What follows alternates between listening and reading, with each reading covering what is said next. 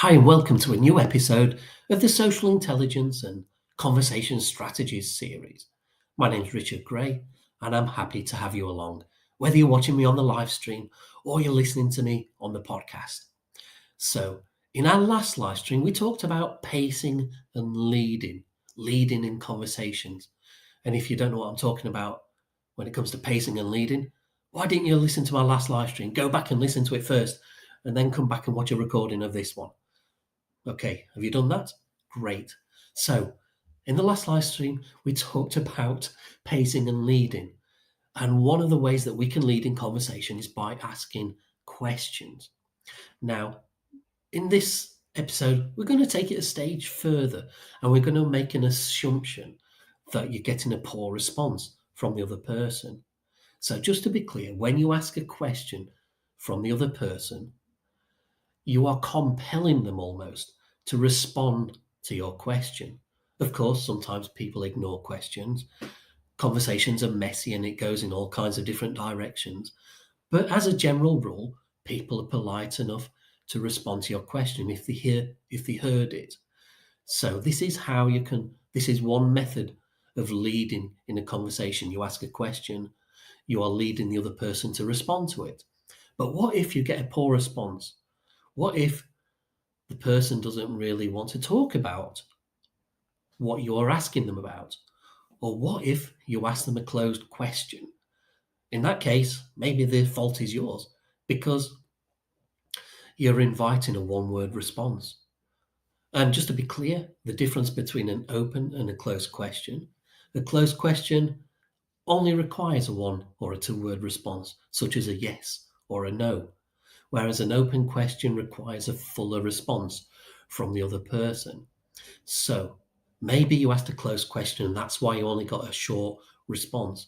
But generally, you'll be able to tell from the body language of the other person and their tone of voice whether they are keen to talk about or give you a more detailed answer to your question.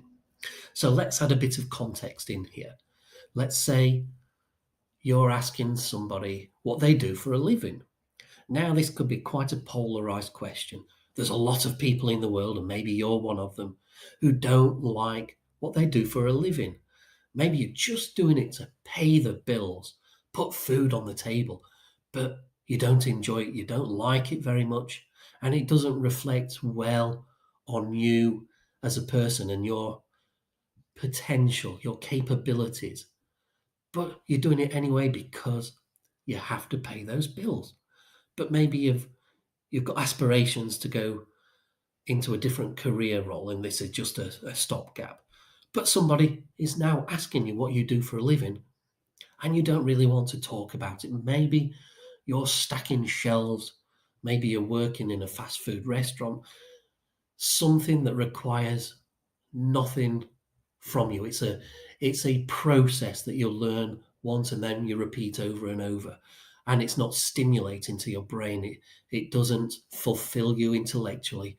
Whatever it is that you may be looking for in life, one thing is for full fulfillment. And if you're doing a job that is low skilled and it's not providing that fulfillment, it's only providing a means for paying your bills, then chances are you don't want to talk about it. Now, I've done certain jobs in the past that I did not like, I was not proud of. In fact, one of them was downright ugly as a job and I hated it and I lasted 3 nights at it. It was a night job. And if somebody asked me at that moment in time what I did for a living, I would have outright refused to respond. And at other times, if I was feeling more polite, I would have responded very shortly with a one or a two-word response. I would not have wanted to talk about it. Now, as a person asking the question, what do you do for a living? If you're getting a short response, maybe they do enjoy their job, but they're waiting for you to give them permission to talk more about it. So then the magic is in the follow-up question. So let's say you ask, what do you do for a living? They respond, I work in a shop. And that's your response. So now you've got a choice. You either move on to a new topic or You try to get a bit more information out of them. You encourage them. You probe them for more details. So you ask them, well, do you enjoy that job? Do you like doing what you do? Now they can still answer with a one-word response. They might just say yes or no, and you're still not getting very much from them. They're being a hard nut to crack, right? So again, you've got a choice. Do you pursue this line of conversation further, or do you take a hint and you move on to something else? Now, maybe they do want to talk, but they're just waiting again for your permission for further to enable them to talk more, or maybe they're just very neutral or they don't want to talk about it. So it's up to you to sense their body language, their tone of voice to see whether they do want to talk further. But maybe you're not ready to abandon the topic. Maybe you want to take it in a different direction. You want to future pace. So what is future pacing? So future pacing is inviting somebody to visualize their future. So in this context, you can frame your question as, well, imagine you didn't have to do that job anymore. Imagine you don't have to pay your bills anymore. Maybe your bills are covered for the rest of your life. Imagine you don't have to do that job. What would you do instead? And now the other person is accessing, they can't help it. It's like you telling somebody to imagine a blue elephant. You can't help but now conjure up an image of a blue elephant in your mind. So it's the same idea.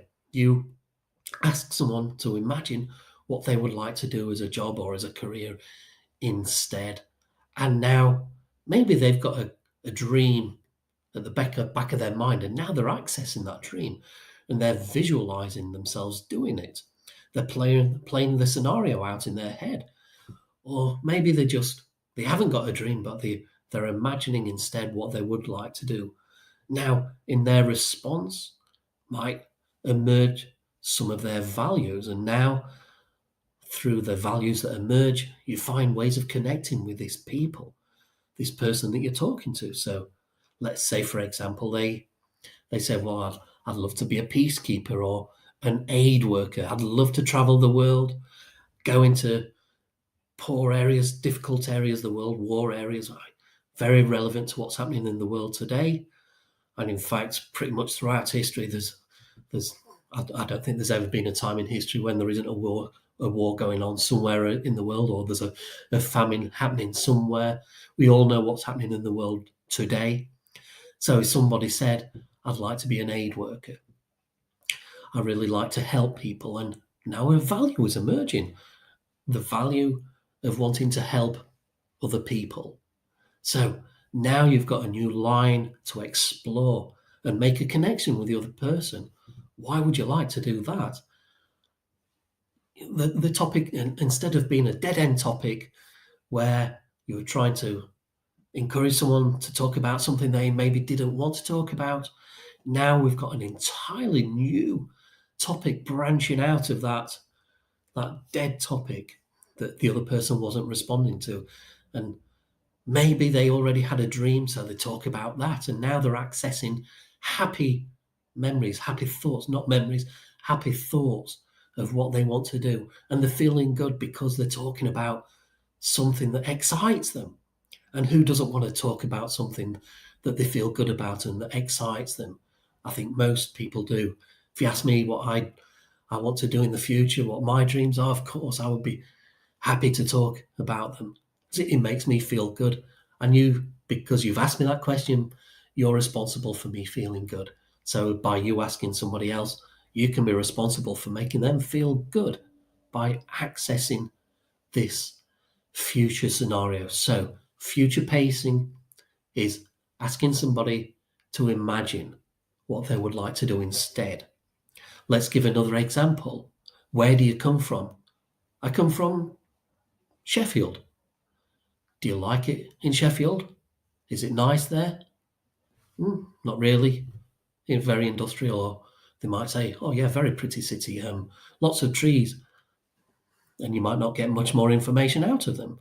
So you could say, well, if you don't Imagine if you could live anywhere in the world, where would you live?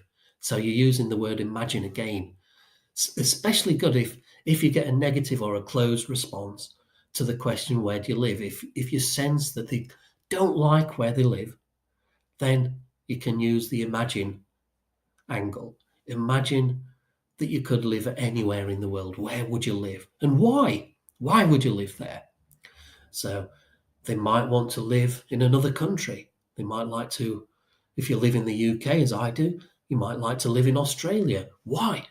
Because of the sunshine. I went to Australia once, and the size of the fruits there, everything was twice as big as the fruits you get here in the UK.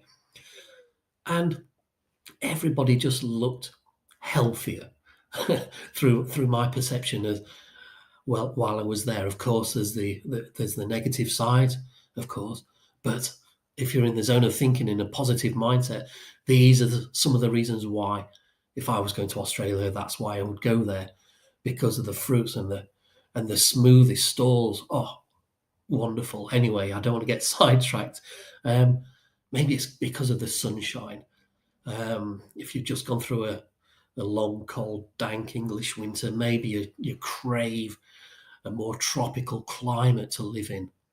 So these are some of the reasons why you might want to live somewhere else, and where you want to live geographically in the world. Maybe you've got family somewhere else in the world. So now, by sensing that somebody doesn't enjoy living where they live, and you're asking them, well, imagine that you could live anywhere in the world and you're not tied down to where you are at the moment. Where would you live and why? And again, values might come out of their response.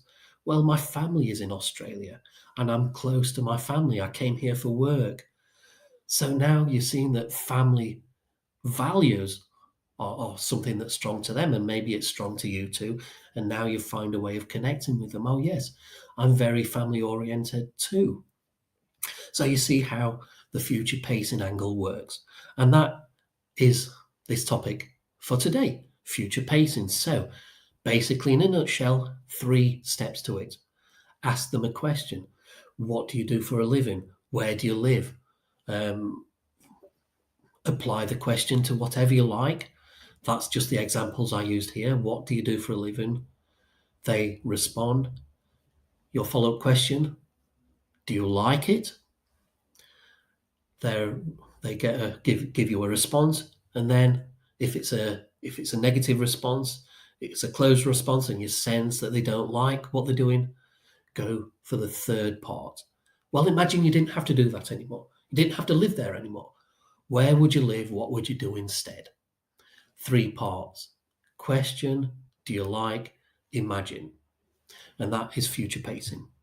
So I hope you enjoyed that. I hope that gave you some inspiration and ideas for when you're in a conversation in the future, and it feels like you ask questions, but you end up going down a tunnel to a dead end, and that dead end results in an awkward silence. So you hold back from actually asking questions. So now maybe this future pacing concept has encouraged you to, giving you the confidence to ask questions again, knowing that you've got a different direction to go in, instead of the inevitable awkward silence or the brick wall at the end of the question. Okay, I hope that made sense. Okay, I'm going to end the live stream here. Thanks for listening. Thanks for joining me once again. And I look forward to you joining me on the next live stream, and for opening your speakers and allowing me to join you too.